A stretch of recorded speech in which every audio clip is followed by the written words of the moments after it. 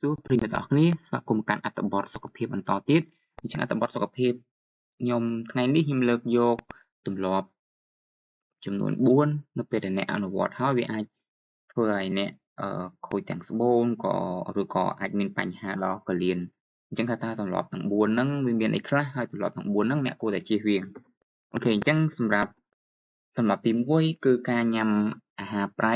មិនថាម្ហូបអាហារអ្វីៗនោះទេដែលមានរសជាតិដិតខ្លាំងប្រៃខ្លាំងផ្អែមខ្លាំងគឺងាយនឹងបង្កជាគ្រោះថ្នាក់ដល់សុខភាពតម្រងនោមខ្លាំងបំផុតតម្រងនោមមិនចូលចិត្តអាហារដែលមានជាតិប្រៃនោះទេព្រោះវាអាចធ្វើឲ្យគេស្លាប់ខូចលែងដំណើរការបានដូច្នេះបើជាស្ត្រីដែលចូលចិត្តអាហារប្រៃញ៉ាំរាល់ថ្ងៃសូមប្រយ័ត្នឲ្យមែនទែនសូម្បីតែទ្វារមាសក៏ប៉ះពាល់ដែរវាអាចចេញជារោគសញ្ញាដូចជារលាករមាស់ធ្លាក់សរ៉ាំរ៉ៃប្រឈមនឹងជំងឺគ្រោះថ្នាក់នៅពេលក្រោយដូចជាមហារីកស្បូនជាដើមអញ្ចឹងអ្នកគួរតែជៀសវាងនៃការញ៉ាំប្រៃអូខេអញ្ចឹងចំពោះទម្លាប់ទី2គឺមានថាយើងអត់សូវខ្វល់ខ្វាយជាមួយសុខភាពស្បូនរបស់យើងមានន័យថាទោះមានសញ្ញាបង្ហាញបែបណាក៏ដោយមានថាយើងអត់ខ្វល់យើងអត់យកចិត្តទុកដាក់អញ្ចឹងនៅពេលដែលអ្នកអត់ខ្វល់ពីជំងឺទាំងអស់ហ្នឹងអត់ខ្វល់ពីវាអញ្ចឹងវាក៏បើនិយាយសាមញ្ញទៅវាគឺអត់ខ្វល់ពីយើងដូចគ្នាហើយបើនិយាយពីអនាម័យនៅតំបន់ទ្វារមាសវិញគឺមិនដឹងទាល់តែសោះមានន័យថាចូលចិត្តធ្វើអ្វីតាមគេអញ្ចឹងនៅពេលដែលចូលចិត្តធ្វើអ្វីតាមគេមានថាយើងអត់បានពិគ្រោះជាមួយនឹងវិជ្ជបញ្ជាអីច្បាស់លាស់អញ្ចឹងហ្នឹងក៏ជាបញ្ហារបស់យើងផងដែរអញ្ចឹងចំណុចទាំងអស់នេះហើយសុទ្ធសឹងតែជាទម្លាប់អាក្រក់បំផុត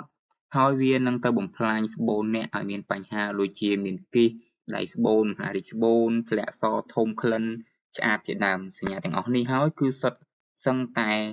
ជាសញ្ញាដែលបង្ហាញថាវាគ្រោះថ្នាក់បើយើងមិនបានព្យាបាលបានត្រឹមត្រូវនោះទេអញ្ចឹងនៅពេលដែលអ្នកមានបញ្ហាទាក់ទងមាត់ស្បូននេះអ្នកទាំងអស់គ្នាគួរតែ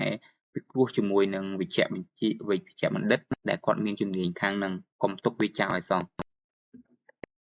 ហើយមួយទៀតយើងមិនសូវអើពើជាមួយនឹងជំងឺលើសឈាមគឺជាមូលហេតុចម្បងធំមួយធ្វើឲ្យអ្នកប្រឈមជាមួយនឹងជំងឺតម្រងនោមព្រោះកាលណាសម្ពាធឈាមយើងឡើងខ្ពស់វាធ្វើឲ្យប៉ះពាល់ដល់សរសៃឈាមក្នុងតម្រងនោមហើយធ្វើឲ្យតម្រងនោមរបស់យើងខ្សោយមុខងារក្នុងការច្រោះជាតិពុលកាកសំណល់ចេញពីរាងកាយរបស់យើងដូច្នេះយើងត្រូវប្រុងប្រយ័ត្នជាមួយនឹងជំងឺលើសឈាមជានិច្ចយើងត្រូវឧស្សាហ៍ពិនិត្យមើលដើម្បីយើងងាយស្រួលក្នុងការគ្រប់គ្រងវាអញ្ចឹងចំពោះទម្លាប់ទី4ដែលអ្នកទាំងអស់គ្នាគួរជៀសវាងហើយខ្ញុំគិតថាអាចធ្វើបានគឺការប្រើប្រាស់គ្រឿងស្រវឹងលើកំណត់ការផឹកគ្រឿងស្រវឹងលើកំណត់គឺអាចប្រឈមនឹងប៉ះពាល់ដល់សុខភាពតម្រងនោមរបស់យើងស្រាគឺអាចធ្វើឲ្យអ្នកប្រឈមខាសជាតិទឹកនិងគ្រោះថ្នាក់ធ្ងន់ធ្ងរដល់តម្រងនោមដូច្នេះសូមពិសាស្រាដោយការប្រុងប្រយ័ត្ននិងទទួលខុសត្រូវអញ្ចឹងខ្ញុំសង្ឃឹមថាទម្លាប់ទាំង4នេះអ្នកទាំងអស់គ្នាអាចធ្វើបានហើយវាអាចធ្វើឲ្យសុខភាពរបស់យើងមានសុខភាពល្អផងដែរអូខេអញ្ចឹងអត្ថបទថ្ងៃនេះគឺខ្ញុំសូមចែករំលែកតែប៉ុណ្្នឹងទេហើយអត្ថបទនេះខ្ញុំដកស្រង់ពី Healthy Cambodia